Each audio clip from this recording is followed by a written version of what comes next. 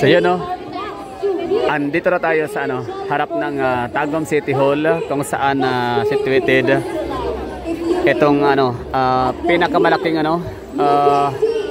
Christmas tree no so far sa Pilipinas ba or sa Davao region or buong Mindanao. So ngayon sasabihin ko lang muna na pinakamataas at pinakamalaking Christmas tree sa buong Pilipinas, as in sa wala pa akong narinig na may mas mataas pa dito no.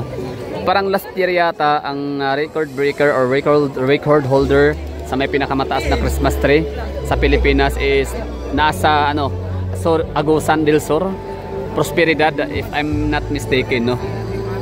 So Prosperidad or basta Prosperidad province of Agusan del Sur. So Mindanao pa rin naman yung located. So ngayon ito pala yung nakita ko natin ang Tagum City Hall.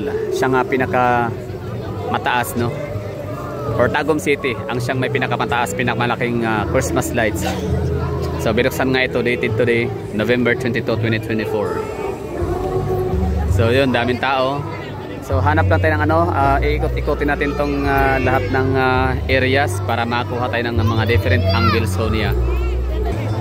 Pero syempre hindi lang Christmas tree yung natin dito, yung nakikita talaga na umiilaw, napakaganda, napakagara, napakastig ng tignan, kundi yung mga Christmas lights din no, na nakasabit sa mga puno, gaya niya no. Yan. Tapos mga Christmas lights ito na nakasabit din sa parang entranceway, di ba? Magastos yan no, pero afford ng yan Tagum City, marami silang pera. Mataas ang kailangan era revenue no? So matuturing na rin natin itong Tagum City na siyang pinaka isa sa maituturing nating world class city, di ba? Very competitive city, tsaka maraming award na rin napanalunan itong syudad nila no. Parang lagi silang number 1 dati sa medium size city, top 1 ganun lagi no. Tapos most competitive city. So di ko alam ngayon kung medium size city pa rin ba ang Tagum City. Basta sila, napakalaki na ng Tagum City. More or less, basta hindi sila bababa sa 200,000 population, maaring 300,000 plus population. Basta pwede na silang gawing highly urbanized city. So ito rin yung provincial capital nila sa Davao del Norte. So dito located yung kailangan Capitol, provincial capital.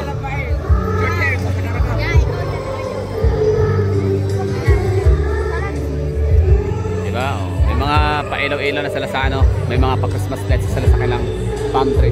City of Palm din pala ang Tagum City. Basta marami silang nicknames. Hindi lang sila capital, festival capital of the Philippines.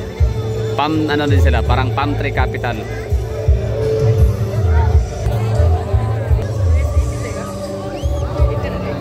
So, diba? Dami tao no?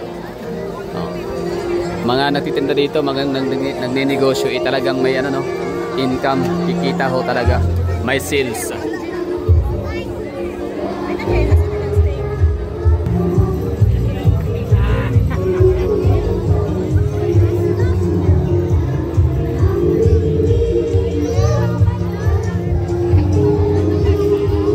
So sa Davao City walang ganito, wala tayong makikitang ganitong itsura no, ganitong ganap. Kasi tayo doon watak-watak.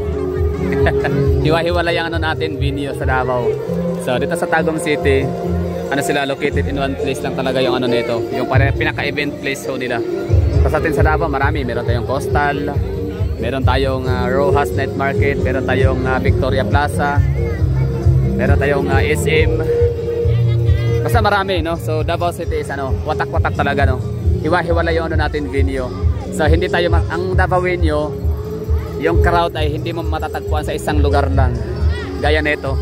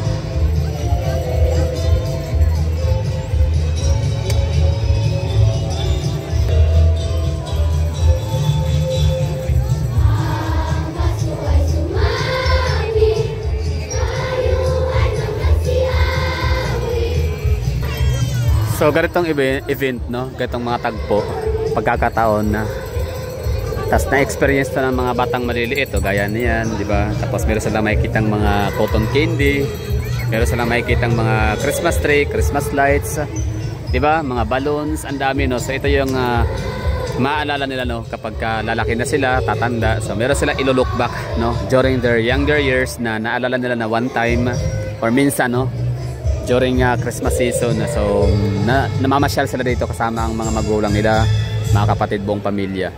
Nagwi-witness sa grand opening ng Christmas tree ng kanilang syudad sa Tagum City, di ba? So malaking malaking impacto, no, sa mga kabataan.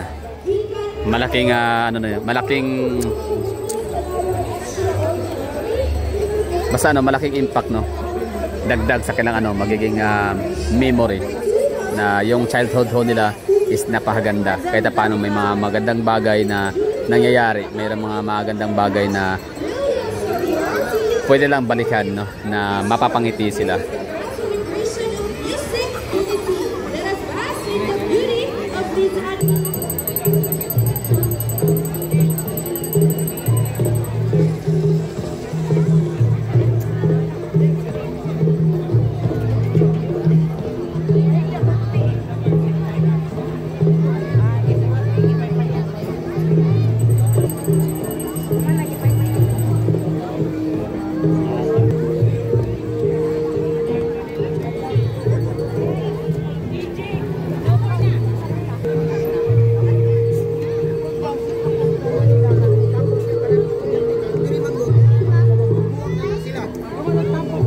Ito yung area.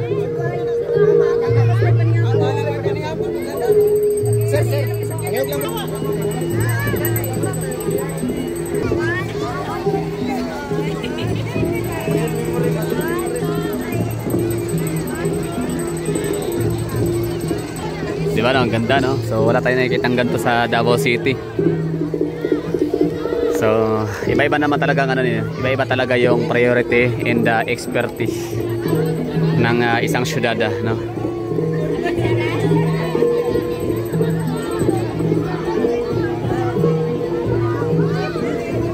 Kaya congratulations sa mga taga Tagum City. Siyempre, all I can say is sana all. So congratulations sa Tagum City. Magaling, no? Yung ganitong pa-event nila. Hindi lang to ngayon, hindi na to bago, matagal na to. Yearly ho sila na merong pa grand opening sa kailan, Christmas tree.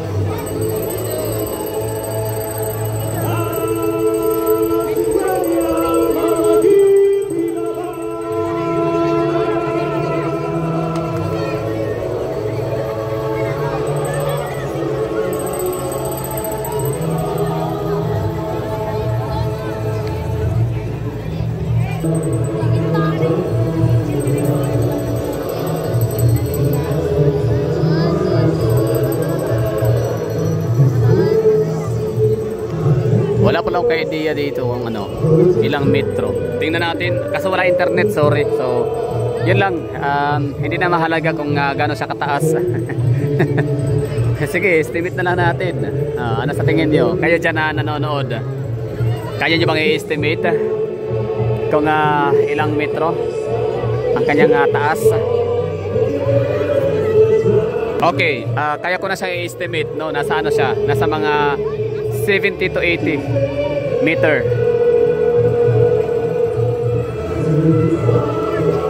Or 90 meters pwede. 70 to 80 pwede, no?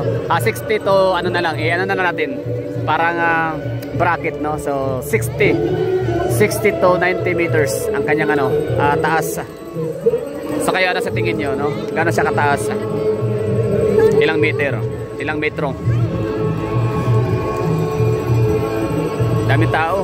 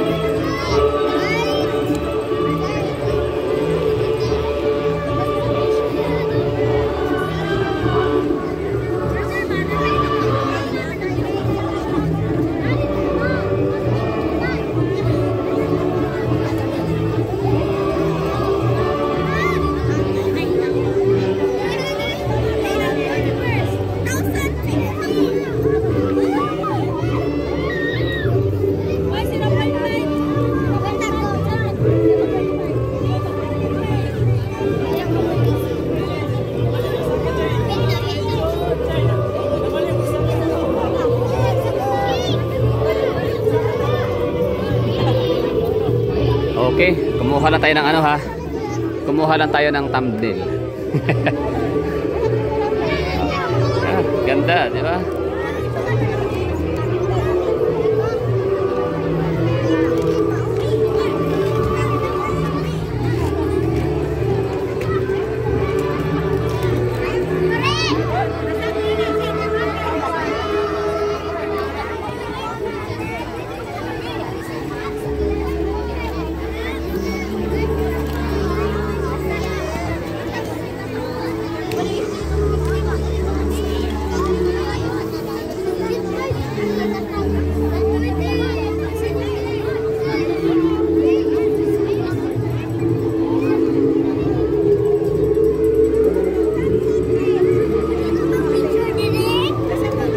Maging sa ilalim pala, oh, pwedeng ano, puntahan for picture taking. Yo, daming tao sa loob, oh, sa ilalim ng ano, Christmas tree. The best. So at least man lang, no, ang mga taga Tagum City kahit paano, ano sila, happy, no, kasi yung pera talaga ng ano, utang man ito o cash, di ba? At least may napupuntahan, di ba? Yan eh. Kaysa naman talaga sa ibang syudad na ang yumaman, yung ano, yung mga local official lang ho nila. Di ba? So imbes na pampagawa ng magandang city hall, imbes na pampagawa ng magandang ano, facilities gaya nito, di ba? Parang event ground. Itong area na to dito kasi hindi na siya city hall, no. Event ground dito ginagawa dito ginagawa yung mga festivals, may mga events, no, rally, basta maraming ganap dito sa area na to dito. May mga pa-konserto, pwede dito, no. Napakalawak itong ano nila dito, kanilang ground, open ground area. So talagang masabi mong ano, itong si Tagum City is hindi siya pangkaraniwang na syudad, no. Tagum City is no ordinary city. World class. Talagang ano sila, no, pagandahan, pabonggahan ang datingan ng Tagum City, which is afford naman. Yan na nga, as I've said, mataas ang GDP, tsaka yung kanilang ano, revenue, mataas, sa mayaman. Billionaires city. Partida, hindi pa sila highly urbanized city, ha.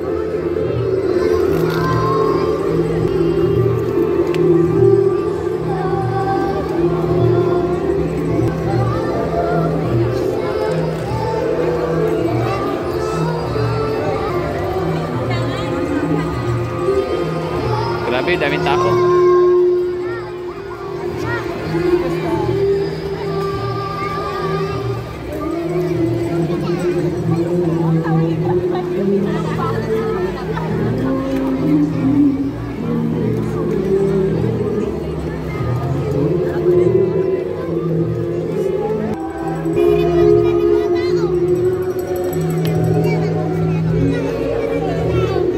Di ba no, nakakatuwa lang na bilang isang Pilipino ako mismo ha, sa sarili ko. Every time na makita ko ng ganito kadaming tao, tapos lahat sila masaya, happy, nag-i-enjoy, di ba? Ini-enjoy yung lugar, ini-enjoy yung event na handog ng ng city government ng LGU. Kumbaga, this is where your taxes go. Hindi ito hindi natin ito matatawag na unwise spending kasi ang mga tao kita mo naman, di ba, nag-i-enjoy lahat, natutuwa. So hindi siya serbisyo siya para sa lahat, no? Serbisyo ng kailang leader sa syudad. Hindi lang para sa mga iilan, no, na mga personalidad, kundi para sa lahat ho talaga. Kita niyo naman, di ba? Ang mga tao na andito na makikita ho ninyo from all walks of life, no? Bata, matanda, lalaki, babae, binata, dalaga. Di ba sa lahat, no? All walks of life andito. Mayaman, mahirap, talagang lahat sila sabay-sabay na nag-i-enjoy at makikita mong masaya sila, na-appreciate nila. So ito yung pinakagagastos na ito yung this is where your money or tax napupunta. So congratulations, at least kahit paano, no?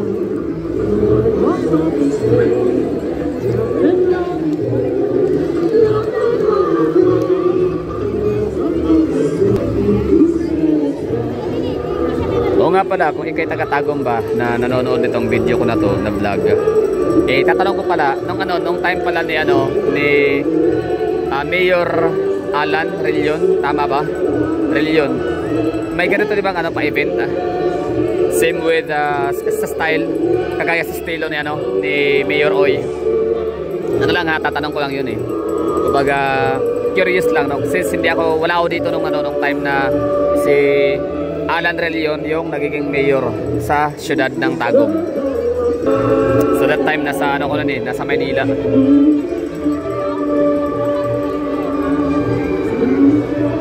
Ganda no? Nice. So yung mga palamuti pala rito, yan lang. Sila yan sa Lion King.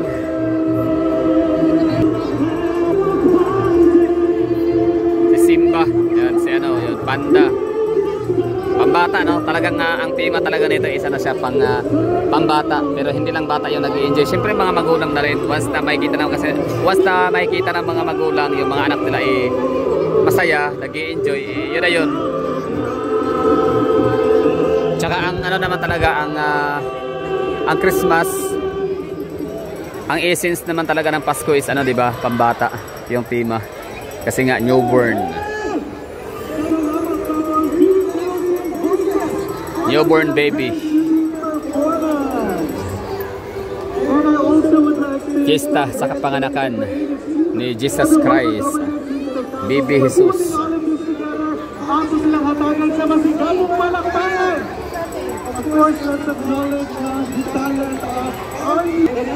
So yun lang ha, gusto ko lang pumunta dito to witness myself, no, in my own experience. Tapos pangalawa, dala ko yung cellphone para i-vlog na rin, no, para i-share ko na rin sa inyo, para makita ho rin ninyo ang aking mga nakikita dito. So yun lang, maraming thank you. And yun, i-explore ho tayo sa ibang porsyon ng Tagum City. So maaaring pupunta tayo sa Old City Hall of Tagum City. Tapos try natin pumunta ng palengke nila, tsaka yung kailang mga night markets. Tagum City is mayroon silang at least 4 yata na night markets. So dito sa City Hall, New City Hall, meron sila sa Old City Hall. Meron din sila sa may Pioneer ba yun? Mankinab area basta, marami. At least 4 na night market. Okay na siguro tayo dito. So I have to cut this off na. Maraming salamat. Merry Christmas advance, no, sa mga taga-Tagum. Congratulations.